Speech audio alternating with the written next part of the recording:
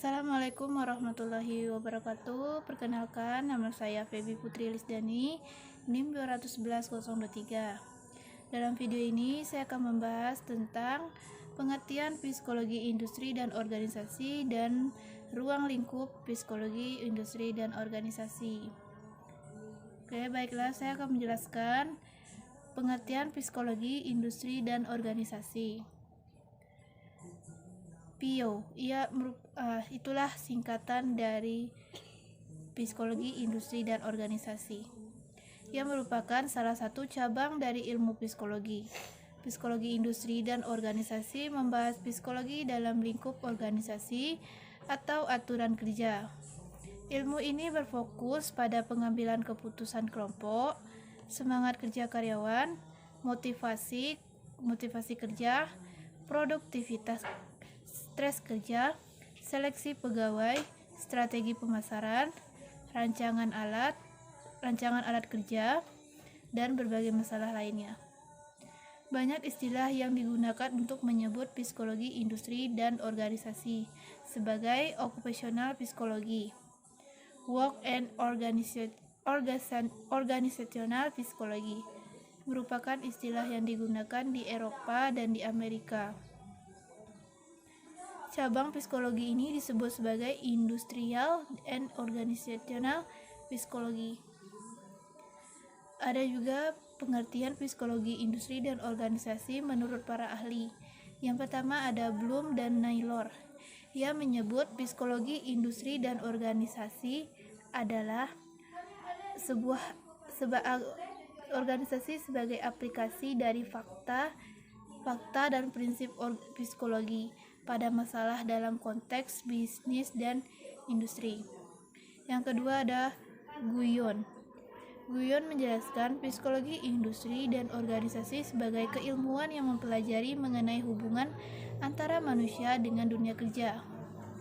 Yang ketiga ada A.S. Menandar, yaitu mendefinisikan psikologi industri dan organisasi sebagai keilmuan yang mempelajari tingkah laku dari manusia yang dikaitkan dengan perannya sebagai tenaga kerja dan konsumen baik secara perorangan atau sebagai kelompok. Yang keempat ada Munsterberg, yaitu menyebutkan psikologi industri dan organisasi sebagai keilmuan yang mempelajari perilaku dari manusia dalam dunia kerja. Selain ada pengertian, ada sejarah singkat dari psikologi industri dan organisasi. Itu pada tahun 1901, Walter Dill Scott berbicara tentang kemungkinan penggunaan psikologi dalam periklanan. Tahun 1903, ia menerbitkan bukunya The Theory of Advertising, yang dipandang sebagai buku pertama yang dibahas tentang psikologi dengan suatu aspek dari dunia kerja. Tahun 1913, terbit buku lain dengan judul The Psychology of Industrial Efficiency, yang ditulis oleh Hugo Munsterberg, yang membahas secara lebih luas yaitu bidang dari psikologi industri. Selanjutnya ada Frederick Winslow Taylor, itu seorang sarjana teknik, pelopor gerakan scientific management, mencari cara-cara yang paling efisien untuk melakukan suatu pekerjaan dan menciptakan berbagai macam alat mekanik yang disesuaikan dengan struktur valve badan dan anggota badan kita. Pada masa itu, mulailah para sarjana psikologi melakukan eksperimen bersama-sama dengan para teknik industri menggarap objek studi baru, yaitu kesesuaian dan penyesuaian dari lingkungan kerja fisik, peralatan kerja, dan proses kerja dengan keterbatasan kemampuan fisik dan psikis dari manusia sebagai tenaga kerja. Mulai tahun 1960, penerapan psikologi di bidang penjualan dengan mengadakan penelitian perilaku konsumen. Sehubungan dengan hal tersebut, maka mulailah kegiatan promosi melalui berbagai media untuk menarik konsumen. Para sarjana psikologi mendalami hubungan antar manusia dalam industri, mempelajari organisasi sebagai suatu keseluruhan, struktur dan iklim berbagai macam organisasi, pola dan gaya komunikasi, struktur sosial formal dan informal yang ditimbulkan untuk menentukan pengaruh dan akibatnya terhadap perilaku tenaga kerja. Selanjutnya ada Fred Fiedler mengemukakan teori kepemimpinan yang dikenal sebagai contingency models of leadership, yang menyatakan situasi yang berbeda membutuhkan leadership style yang berbeda pula. Di dalam era ini, teori-teori organisasi mulai tumbuh dan berkembang dengan lebih banyak variasinya. Pada masa sampai Perang Dunia Kedua, maka classical organization theory mendominasi ranah teori organisasi. Pada tahun 1960-an, teori organisasi berkembang dengan pesat, baik di Inggris maupun di Amerika. Dapat dikatakan sejak 1960-an, para ahli psikologi, industri, dan organisasi mulai terpengaruh oleh masalah-masalah organisasi sebagai konteks individu yang berbeda. Pada tahun 1971, istilah psikologi industri dan organisasi mulai digunakan di kalangan akademik dan praktisi. Psikologi industri dan organisasi ini tidak saja membicarakan hal-hal yang tradisional dalam psikologi industri seperti seleksi dan lain-lain, tetapi ia mulai memasukkan faktor organisasi seperti kepemimpinan, komunikasi dalam organisasi sebagai bagian dari buku-buku psikologi industri dan organisasi. Selanjutnya ada Frederick Winslow Taylor. Dia adalah seorang sarjana teknik mencari cara-cara yang paling efisien untuk melakukan suatu pekerjaan dan menciptakan berbagai macam alat mekanik yang disesuaikan dengan struktur fal badan, anggota badan kita. Pada masa itu, mulailah para sarjana psikologi mengeksperimen bersama-sama dengan para sarjana teknik industri yang menggarap objek studi yang baru, yaitu kesesuaian dengan penyesuaian dari lingkungan kerja fisik, peralatan kerja, dan proses kerja dengan keterbatasan kemampuan fisik dan psikis dari manusia sebagai tenaga kerja.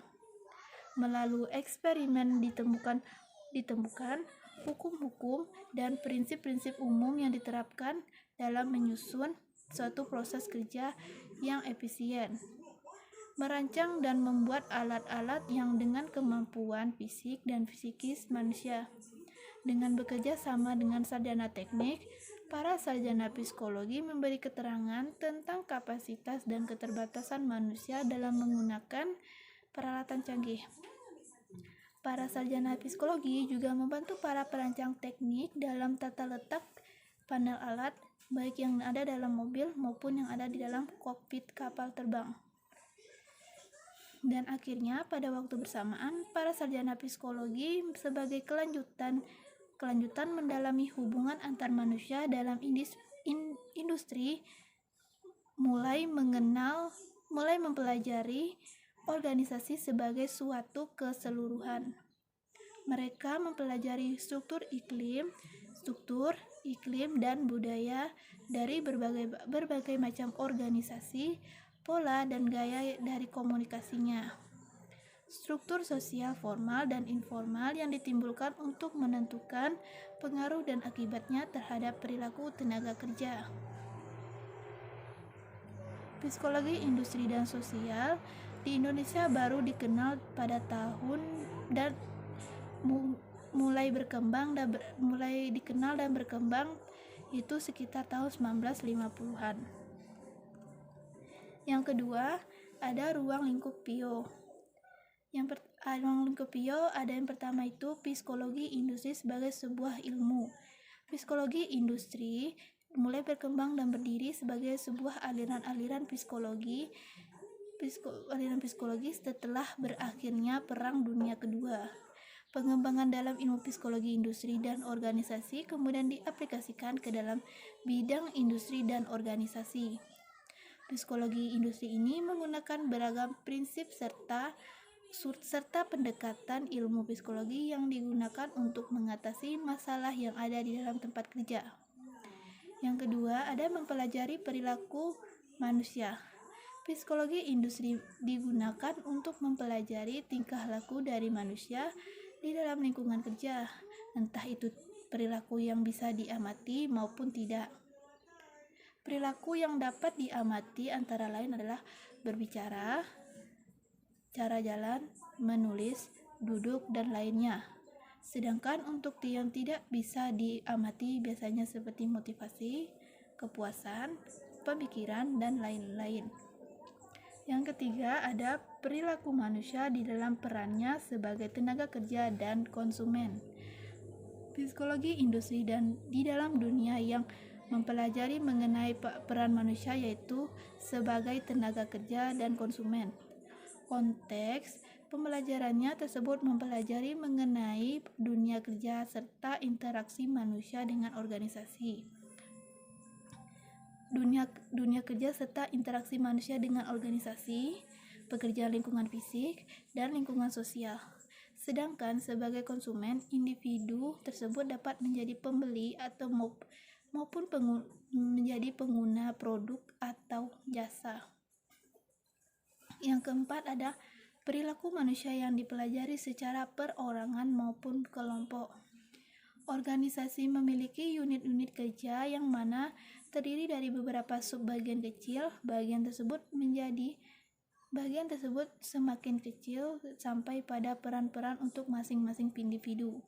Ilmu psikologi ini mempelajari mengenai hubungan serta dampak kelompok kepada perilaku individu serta hubungan individu dalam mempengaruhi kelompok. Di dalam psikologi industri ini lebih membahas mengenai pola, struktur, dan jenis organisasi yang bisa mempengaruhi tenaga kerja. Baiklah, itu saja yang dapat saya jabarkan tentang psikologi industri dan organisasi. Kalau ada yang belum tepat atau yang salah, mohon maaf. Saya sudahi. Terima kasih dan saya sudahi. Assalamualaikum warahmatullahi wabarakatuh.